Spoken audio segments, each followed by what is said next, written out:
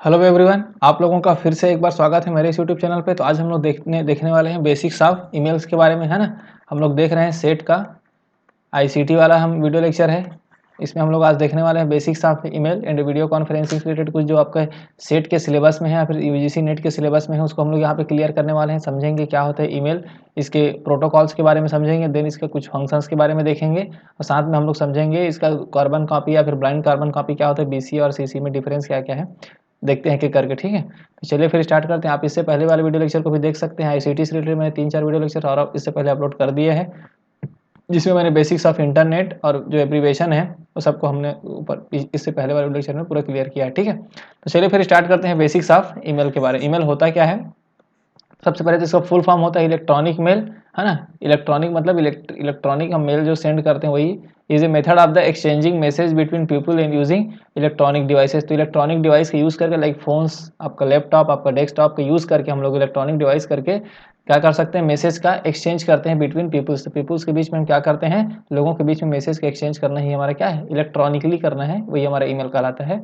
बहुत लोगों के पास सबको पता भी होगा, है ना। तो इन्वेंटेड बाय द रे टॉमिल्सन ने इन्वेंट किया था email. First entered limited use in the 1960 में लिमिटेड यूज होता था इसका। फिर मिड 1970s में आते आते क्या हुआ, ये रिकॉग्नाइज एज ईमेल। तब जाके स्टार्टिंग 1960 में ये स्टार्ट हुआ था। स्टार्ट कौन किया था, रे टॉमिल्सन करके एक साइंटिस्ट का नेम है।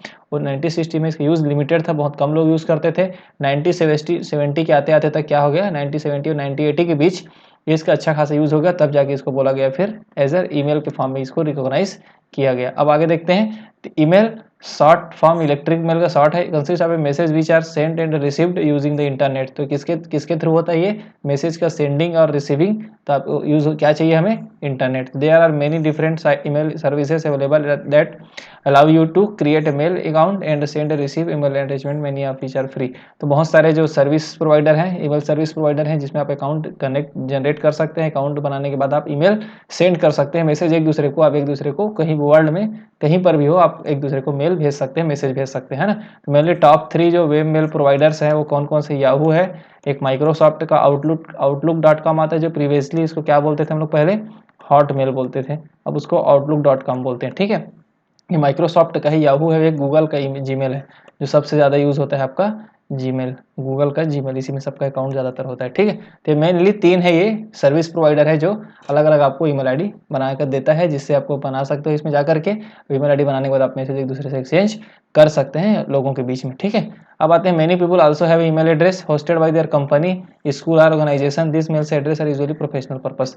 तो बहुत सारे ऐसे भी ईमेल आईडी, ईमेल देखो, ईमेल तो बनाना है जीमेल में ही बनाना है ना, गूगल के जीमेल में ही हम ईमेल बनाएंगे। लेकिन कुछ ऐसे होते हैं इंस्टीट्यूट या फिर कोई कॉलेजेस हो गए, वो अपना सेपरेट एक जीमेल का एड्रेस होता है।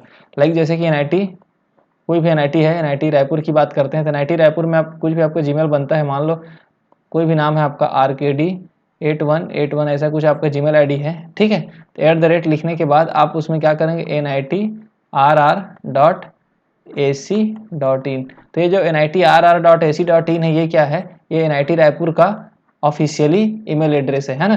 तो जितने भी वहाँ पे जो भी गवर्नमेंट एम्प्लॉयर रहेंगे, एम्प्लॉय रहेंगे, उन सब के में ईमेल आईडी जो बनेगा, इंस्टीट्यूट बना के देगा ईमेल आईडी एक, तो उसमें ये वाला टर्म तो रहेगा ही रहेगा, ये जो ईमेल एड्रेस है रहेगा, क्योंकि इससे ये पता चलता है कि ये एनआईटी रायपुर का ईमेल एड्रेस है। ठीक है, तो ये होता है, पर कोई कंपनी हो गया, कोई स्कूल हो गया, फिर ऑर्गेनाइजेशन हो गया, अपना खुद का एक ईमेल एड्रेस जनरेट करके रखता है, एड्रेस बना करके।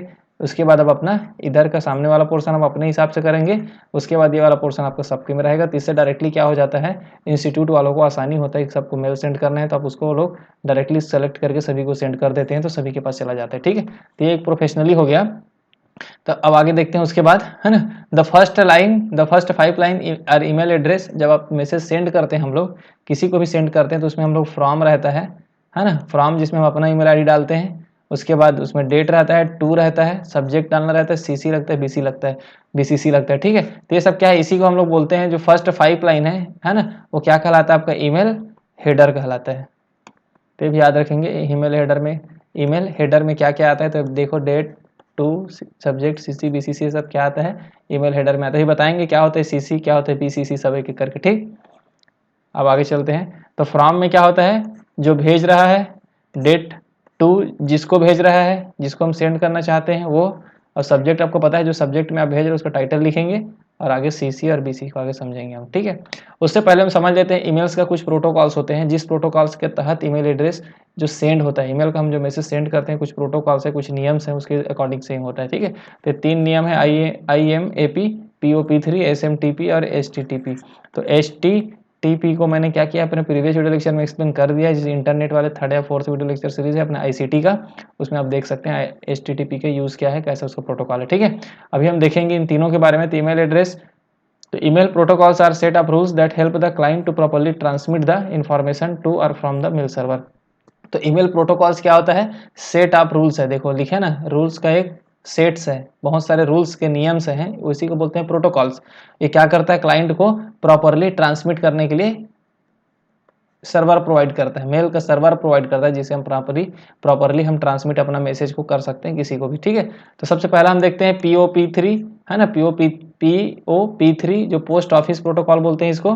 पोस्ट ऑफिस में समझ रहे हो, मेल को सेंड करने वाला ही पोस्ट ऑफिस, ठीक। तो this is a simple standardised protocol that allows user to access the mail box on the internet and download message to their computers. तो क्या करता है, ये सिंपल है, ये स्टैंडर्ड फॉर्म है जो हम जनरली यूज करते हैं ये प्रोटोकॉल को।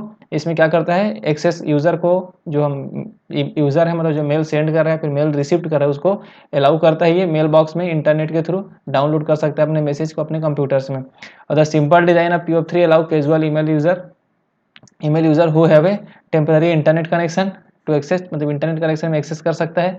दे can read their emails, draft new emails और reply to emails while they are offline. तो क्या कर सकता है, ये अपने ईमेल को रीड कर सकता है, ड्राफ्ट कर सकता है, ड्राफ्ट मतलब मैसेज टाइप करके रख सकता है, और न्यू ईमेल्स का रिप्लाई भी कर सकता है, बट ऑफलाइन के केस में। लेकिन अगर they can send this emails when they are back online, लेकिन ईमेल को आपको सेंड करना है तो आपको क्या होना चाहिए, ऑनलाइन होना चाहिए। ऑनलाइन मतलब सिंपल सा है, आपके पास नेट की कनेक्टिविटी होना चाहिए, नेट कनेक्शन ऑन होना चाहिए, ठीक है। अगर आपको मैसेज को पढ़ना है, ड्राफ्ट लिख के रखना है या रिसीव करना है तो ये सब ऑफलाइन में कर सकते हो, लेकिन मैसेज को सेंड करना है तो ऑनलाइन होना ही चाहिए। तो इसका बेसिक प्रोटोकॉल्स है POP3 का, ठीक है। अब हम दूसरा देखते हैं IMAP, मतलब internet message access protocol, full form भी आपको पता होना चाहिए। तो this is a standard protocol used for email transfer by user, ये भी एक स्टैंडर्ड ही है, लाइक POP3 के फॉर्म में है। It also support both online and offline mode of email address, जैसे वो ऑफलाइन और ऑनलाइन दोनों को देख रहा था POP3, इसमें भी ऑनलाइन ऑफलाइन दोनों मोड को सपोर्ट करता है। बस इसमें डिफरेंस क्या है, the email message is downloaded to the user machines only when specific request is made to it. अब देखते हैं इसका मीनिंग क्या हो रहा है। जैसे मान लो फ्रॉम आपको है ना, एक है रमेश @ कोई gmail.com से भेज रहा है, किसको भेज रहा है, टू किसको भेज रहा है, ये भेज रहा है मान के चलो सुरेश को, है ना, सुरेश @ को भेज रहा है। या फिर ये बोलेंगे कि आपके में रमेश के में कोई बाहर से एक मेल आता है, किससे आता है, सुरेश से आता है। किससे आता है, रमेश के आईडी में मेल आता है सुरेश से कि कुछ डॉक्यूमेंट आता है।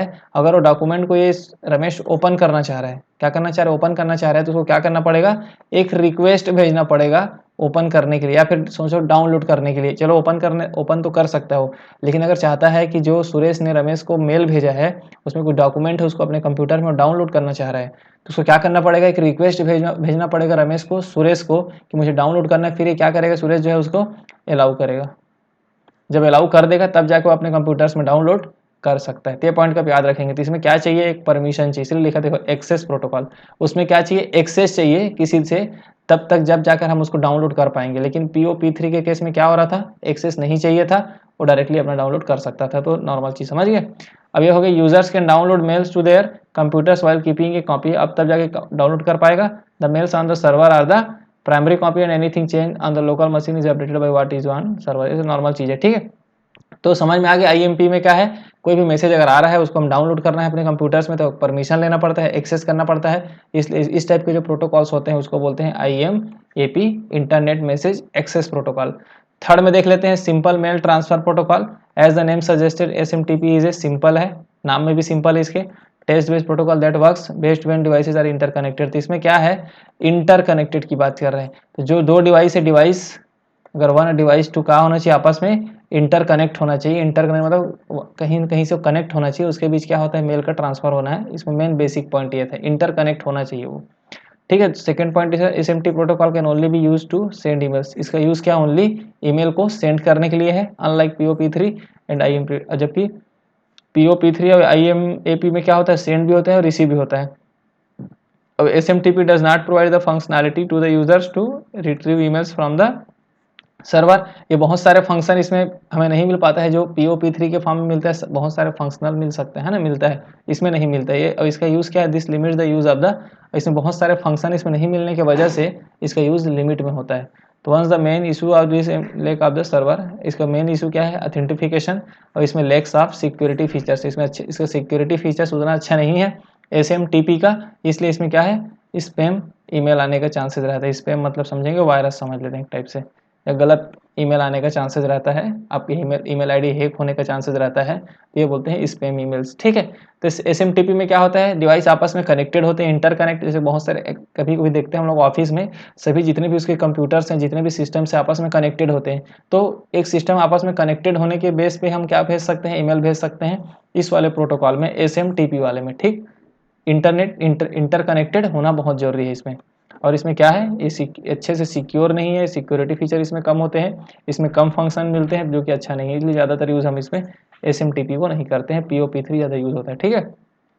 अब हम आते हैं ईमेल में, दो फीचर्स आता है CC और BCC। जैसे मैंने बोला ना, जब आप ईमेल सेंड करोगे तो फ्रॉम का ऑप्शन आएगा, फिर उसके बाद टू का ऑप्शन आएगा, फिर एक सब्जेक्ट लिखने का ऑप्शन आएगा, या फिर उससे पहले CC आएगा, फिर BCC आएगा, फिर आपका सब्जेक्ट लिखने का ऑप्शन आएगा। तो CC और BCC क्या है हम समझ लेते हैं। ठीक है। तो यहाँ पर CC का फुल फॉर्म, सबसे पहले तो देखो, CC full form carbon copy, और BCC का full form blind carbon copy. अब इसको हम नॉर्मल समझेंगे तो आपको इजी वे में समझ में आ जाएगा क्या यहाँ पे क्या चीज़ है। ठीक है। अब हम देखते हैं, हम यहाँ पे एक एक करके समझते हैं दोनों में डिफरेंस क्या है।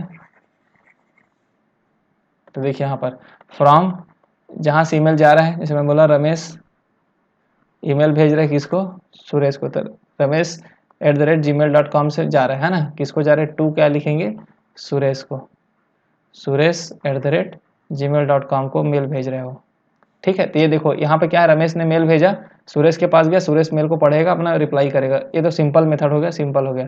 लेकिन अगर CC में हम किसी को डाल देते हैं, कार्बन कॉपी उसका डाल देते हैं, जैसे ये महेश को डाल देते हैं, मान लो, है ना, महेश @gmail.com। अब देखो क्या हो रहा है यहाँ पर, फ्रॉम भेज कौन रहा है, रमेश भेज रहा है, किसको भेज रहा है, सुरेश को, और उसने CC करके CC वाले ऑप्शन में लिख दिया कि महेश @gmail.com, मतलब महेश को भी भेज दिया। तो क्या हो रहा है, जो रमेश जो सुरेश को भेज रहा है मेल, उसका एक कार्बन कॉपी बन गया, वो कार्बन कॉपी किसको जा रहा है, वो जा रहा है महेश को भी। तो यहाँ पर होता क्या है, जो रमेश जो भेज रहा है सुरेश को, तो सुरेश को पता रहता है कि ये मेल महेश को भी भेजा गया है।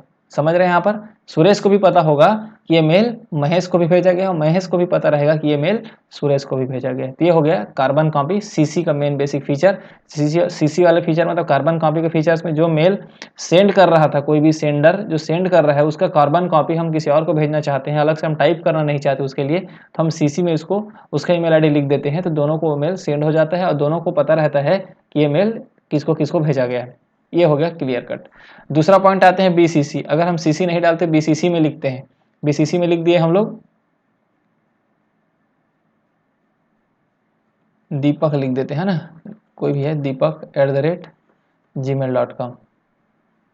ठीक है, इसको भेज देते हैं BCC में। तो अब क्या होगा, रमेश ने भेजा किसको, सुरेश को भी भेजा है, महेश को भी भेजा है, और दीपक को भी भेजा है। तो अभी मान लो CC को हटा देते हैं हम लोग, CC को नहीं रखते हैं ना, CC को जैसे मैंने समझा दिया। BCC के केस में देखते हैं, तो BCC केस में सुरेश को भेजा है, और BCC में ब्लाइंड कार्बन कॉपी में किसको भेजा, दीपक को भेजा है। तो इस केस में क्या होता है, दीपक को भी पता नहीं होगा कि ये मेल किसको भेजा है, सुरेश को भेजा है, और सुरेश को भी पता नहीं होगा कि मेल दीपक को भेजा है। समझ रहे हो, CC के केस में पता रहता था कि किसको किसको भेजा गया है मेल, लेकिन इसमें क्या है, ब्लाइंड कार्बन कॉपी हुआ है, लेकिन ब्लाइंड है मतलब दोनों को पता नहीं चलता है कि ये मेल किसको किसको और भेजा गया है। क्योंकि जब उसके, अगर हम रमेश के थ्रू अगर सुरेश को भेज रहे हैं, तो उसको सिंगल ही दिखाएगा कि उसको ही भेजा गया है, सुरेश को बस, और उसके दीपक को भी दिखाएगा कि दीपक को बस भेजा गया है। तो इसको हम यूज़ कब करेंगे, ऐसा मेल हम यूज़ तब करते हैं जब हम चाहते हैं कि हम जो मेल है उसको 4-5 लोगों को सेंड करें, है ना, सेंड करें, लेकिन पता किसी को ना चले कि किसको किसको सेंड किया गया है। तो इस टाइप की यूज़ होता है, इसको हम बोलते हैं BCC। तो अब BCC वाले सेक्शन में किसी के ईमेल आईडी लिखेंगे, उसको सेंड करेंगे तो उनको पता नहीं रहेगा कि किसको किसको भेजा गया है, लेकिन सीसी वाले केस में करेंगे तो उनको पता रहता है। यही बेसिक इसका डिफरेंस है बीसी और सीसी का, ठीक है। तो when you send email to only one person, you type the recipient address in the to field. देखो टू वाले में लिखेंगे जब हमें एक को भेजना होगा, तो when you send a message to more than one person, जब आप चाहते हैं कि एक से ज़्यादा लोगों को मेल करें, तब आपको ऑप्शन चूज करना है सीसी और बीसी। जहाँ पे सीसी क्या है, कार्बन कॉपी, बीसीसी क्या है, ब्लाइंड कार्बन कॉपी। अब हम देख लेते हैं। तो कार्बन कॉपी मतलब सीसी जो है, message in email address that is copy one और मोर। वही blind carbon copy is useful way to let the other see an email you send without the main recipient knowing. तो ये क्या है, blind carbon copy वही है जो main जो रिसिपिएंट है, मेन जिसको हम भेजना चाह रहे हैं, हम चाहते हैं कि उसको पता ना चले किस और किसी को भेज रहे हैं, तो इसको यूज़ करते हैं बीसीसी का। और बाकी जो पॉइंट्स है मैंने आपको बता दिया है, वही जो मैंने बोला है आप पढ़ सकते हैं, ठीक है। अब हम देख लेते हैं कि ईमेल एड्रेस जब हम सेंड करते हैं, क्या करते हैं, जब ईमेल हम सेंड करते हैं तो इसमें कुछ कुछ पॉइंट मिल जाता है। जैसे स्नूज का मिल जाता है, आउटबॉक्स का मिल जाता है, बीन का मिल जाता है। इसका क्या होता है बेसिक थोड़ा समझते हैं। तो स्नूज क्या होता है, तो postpone emails and temporary remove. जैसे मान लो कोई आपका ईमेल एड्रेस में ईमेल आता है ना, आपके इनबॉक्स में ईमेल आता है, आपके इनबॉक्स में कोई बाहर से ईमेल आया, आप चाहते हो कि ये वो ईमेल आपका ऐसा कुछ है, कुछ मीटिंग का है। जो ईमेल आया है कोई भी इंस्टीट्यूट से आया है, कॉलेज से आया है, अगर वो कुछ मीटिंग के लिए है कि 2 दिन बाद 2 डेज आफ्टर 2 डेज 12 बजे आपका मीटिंग है, ऐसा कुछ है। और आप चाहते हो कि 12 बजे एक बार फिर से वो ईमेल आए, जिससे आपको क्लियर हो जाए, याद रहे कि उस 12 बजे मीटिंग है। तो आप क्या करेंगे, जो ईमेल आया है उसको आप स्नूज में डाल देंगे, है ना, स्नूज वाले फोल्डर में डाल देंगे। स्नूज में डालने के बाद उसमें आपको क्या आएगा, ऑप्शंस आता है कि ये मेल को फिर से कब आप लाना चाहेंगे। तो आप टाइम लिख देंगे 2 दिन बाद जो भी डेट है, और टाइम लिख देंगे, तो उस टाइम पे वो मेल क्या होगा, फिर से आपके ईमेल बॉक्स में आएगा, वो ऊपर में दिखाएगा, सबसे आपके इनबॉक्स में सबसे ऊपर में दिखाएगा वो मेल, फिर से आएगा आपको जिस टाइम पे आप सेट किए रहेंगे, ताकि आप उस टाइम पे एक्टिव हो जाएं कि इतना टाइम मेरा मीटिंग है, इस टाइप से। तो इस टाइप से अगर यूज़ करना रहता है, जैसे होता है ना, एक हफ्ता पहले मेल आ गया है लेकिन मीटिंग एक हफ्ता बाद है, तो हम चाहते हैं कि उसी दिन हमें एक बार कोई रिमेंबर करा दे कि वो मेल फिर से हमें आ जाए। तो हम क्या कर सकते हैं, उस मेल को स्नूज वाले ऑप्शन में जा करके टाइमिंग उसका सेट कर सकते हैं, टाइमिंग और डेट भी सेट कर सकते हैं, जिससे उस डेट में उस टाइमिंग में मेल फिर से आएगा, वो आपके इनबॉक्स में सबसे ऊपर दिखाएगा। तो ये देखो, come back to the top of the your inbox, तो व्हेन यू वांट टू, जब आप चाहते हैं उस हिसाब से इनबॉक्स के ऊपर में आ जाएगा जिस डेट पे, ठीक है। आउटबॉक्स क्या होता है, outbox is a folder on a computer on four. तो क्या एक फोल्डर है where emails that are waiting to be send. तो कुछ ईमेल ऐसे होता है जो सेंड होने के लिए वेट करते रहता है, हम टाइप करके छोड़ देते हैं, तो सेंड होना चाह रहा है, तो ईमेल कहाँ पे सेव रहेगा, आपके कंप्यूटर या मोबाइल में आउटबॉक्स करके एक फोल्डर में सेट हो जाएगा, वही फोल्डर आपको कहलाता है आउटबॉक्स। तो आउटबॉक्स में जो ईमेल दिखा रहा है वो कहाँ है, आपके कंप्यूटर या फिर मोबाइल में फोल्डर में सेव है वो, जो ईमेल आप सेंड होना चाह रहे हैं, मतलब जो ईमेल आपने टाइप करके छोड़ दिया था हम सेंड करने के लिए, ठीक है। बीन का देख लेते हैं। बीन में क्या होता है, जो हम कुछ ईमेल डिलीट कर देते हैं, है ना, डिलीट करते हैं तो क्या चला, वो कहाँ चला जाता है, वो बीन वाले फोल्डर में चला जाता है, जिसमें वो 30 दिन तक रहता है। वो ईमेल क्या है, 30 दिन तक उस बीन वाले फोल्डर में रहता है। अगर हम वहाँ पर जा करके उसको हम वापस अपने इनबॉक्स में ला सकते हैं। 30 दिन हो जाने के बाद वो ऑटोमेटिक परमानेंटली वो डिलीट हो जाता है। तो ये वाला भी आप याद रखेंगे, 30 दिन के अंदर आप ला सकते हैं, ठीक है। ये हो गया ईमेल से रिलेटेड, मैंने बहुत सारे बेसिक्स पॉइंट को मैंने आपको बता दिया। ईमेल क्या होता है, सीसीबीसी क्या होता है, उसका प्रोटोकॉल्स क्या होते हैं। अब हम थोड़ा देख लेते हैं अपना जो सिलेबस में है, basics of audio and video conferencing.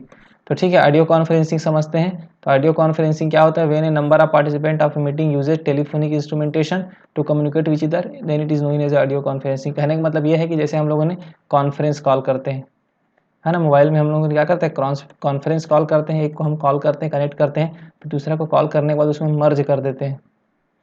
मर्ज करने का हम बहुत सारे 4-5 लोग या 10 लोग जो भी, हम आपस में क्या करते हैं, कॉन्फ्रेंस कॉल करके बात करते हैं, वही हमारा कहलाता है ऑडियो कॉन्फ्रेंसिंग। क्योंकि इसमें ओनली ऑडियो दिखेगा तो ऑडियो कॉन्फ्रेंसिंग बोलते हैं, ठीक है। यहाँ पे जो लिखा है ऑडियो कॉन्फ्रेंसिंग, ठीक। अब आते हैं सेकंड, आते हैं वीडियो कॉन्फ्रेंसिंग। तो जैसे कि अभी कोविड के टाइम में हम लोगों ने बहुत सारे वीडियो लेक्चर्स देखते थे, तो उसमें क्या होता था, गूगल मीट में क्लासेस होता था, है ना, गूगल मीट या फिर आपका जूम हो गया, ये सब में बहुत सारे जो ऐप्स हैं, इनके थ्रू हम क्या करते थे, वीडियो कॉलिंग करते थे। वीडियो कॉलिंग में क्या होता है, बहुत सारे लोग कनेक्ट होते हैं, जिसमें आपको साउंड भी दिखेगा और वीडियोस भी दिखेगा, तो ये उसको बोलते हैं वीडियो कॉन्फ्रेंसिंग। सभी लोग को लगभग पता होगा आप लोगों में। तो we know 2 or more people use in digital platform communicate and collaborate with the each other to achieve a common goal effectively, then it is known as a video conferencing mode of communication. A tool or face to face conferencing. तो video conferencing में क्या होता है, face to face आपस एक दूसरे से जुड़ते हैं, उसको बोलते हैं वीडियो कॉन्फ्रेंसिंग। अब बहुत सारे जैसे सॉफ्टवेयर हैं, जनरली ऑब्जेक्टिव क्वेश्चंस में यही आएगा कि वीडियो कॉन्फ्रेंसिंग के कौन कौन से सॉफ्टवेयर हैं इसमें से, कि ऑडियो कॉन्फ्रेंसिंग के कैसे होता है बोल के, तो ये सब आप याद रखेंगे। तो most popular video conferencing software क्या आपका, स्काइप हो गया, जूम हो गया, सिस्को वेबएक्स हो गया, गो टू मीटिंग हो गया, जोहो क्लिप हो गया, वर्क प्लेस जो कि फेसबुक के द्वारा दिया गया है, और जैसे गूगल मीट मैंने बोला ना, गूगल मीट। ये बहुत सारे सॉफ्टवेयर और हैं जिसके थ्रू वीडियो कॉन्फ्रेंसिंग होता था। कोविड के टाइम में बहुत सारे ऑनलाइन लेक्चर्स इसी के थ्रू होते थे। तो ये आपका होगा वीडियो कॉन्फ्रेंसिंग, इसमें और कुछ ज़्यादा जानना भी नहीं है हमें, ठीक है। तो हम लोगों ने देख लिया वीडियो कॉन्फ्रेंसिंग, ऑडियो कॉन्फ्रेंसिंग को देख लिया, ईमेल के बारे में डिटेल में मैंने समझा दिया आपको। फिर उम्मीद करता हूँ आपको वीडियो अच्छा लगा होगा। अगर वीडियो आपको अच्छा लगा होगा तो चैनल को सब्सक्राइब कर दें, वीडियो को लाइक कर दें और अपने दोस्तों में शेयर कर दें। मिलते हैं नेक्स्ट वीडियो लेक्चर में फिर एक नया टॉपिक के साथ आईसीटी का। उसके बाद मैं इसमें कम्युनिकेशन से रिलेटेड नया वीडियो लेक्चर सीरीज लेके आऊँगा, तो उसको भी आप देखना है। तो मिलते हैं नेक्स्ट वीडियो लेक्चर में। आज वीडियो को देखने के लिए थैंक यू।